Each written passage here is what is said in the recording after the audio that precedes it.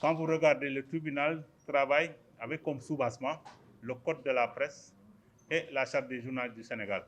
Et c'est l'occasion d'ailleurs d'inviter les consoeurs et les confrères techniciens et journalistes à aller voir ces documents-là. Parce que c'est des documents que nous devons avoir par devers nous. Ça va nous aider beaucoup à éviter certains manquements dans le cadre du travail que nous faisons au quotidien.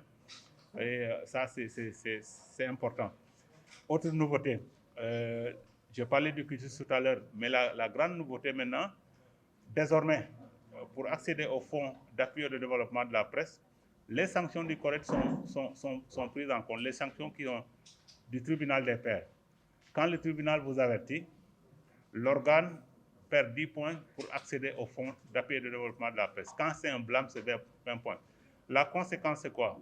Par exemple, pour ce fonds-là, on vous dit que vous devez avoir 50 points pour accéder au fonds.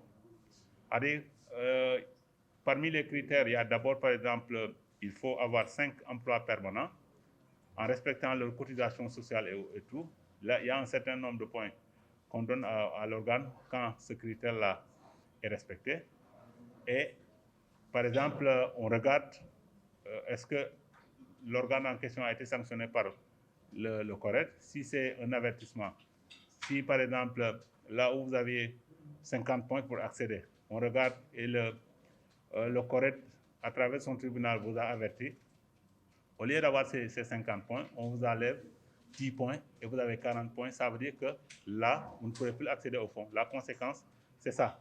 Et en cas de blâme, c'est encore plus dramatique. Donc c'est pour cela nous invitons les consoeurs et les confrères, parce que ça c'est un nouveau paramètre dans le cadre de l'accès du fonds, à faire preuve de beaucoup de vigilance. Donc le travail, c'est un travail qui n'est pas facile, mais si on s'entoure de toutes les précautions, comme on dit, le tribunal n'aura même pas sa raison d'être. Si nous arrivons à faire en sorte que bon, le travail que nous faisons, nous soyons regardants sur ce que nous faisons, on n'aura pas à être donc traîné entre guillemets devant le tribunal pour être sanctionné.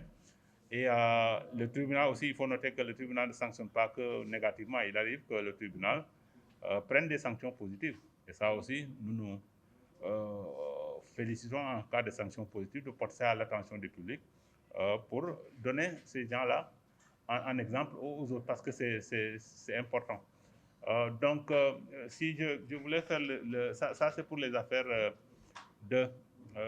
d'aujourd'hui. Le tribunal a été installé donc à la fin du mois de septembre de l'année dernière. Quand vous regardez en 10 mois de travail, au total, le tribunal a fini de vider 15 affaires. Donc, toutes ces 15 affaires, vous faites la moyenne. Donc, chaque mois, c'est une affaire et demie que le tribunal a pu vider. C'est quand même une bonne moyenne, vu les conditions dans lesquelles nous travaillons.